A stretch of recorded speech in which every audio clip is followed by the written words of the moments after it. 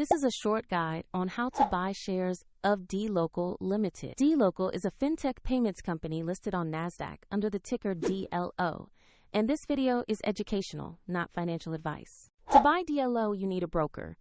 We use eToro as an example to show the steps.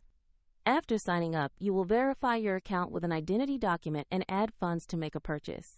Use the platform search and type the ticker DLO to find dLocal Limited. Then choose the NASDAQ listing to make sure you locate the correct stock.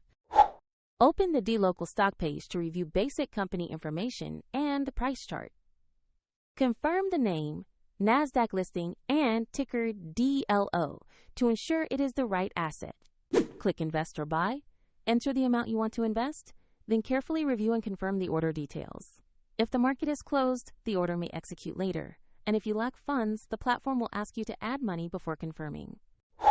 After execution, your dLocal position will appear in your portfolio. For convenience, the eToro link is available in the description if you want to open an account.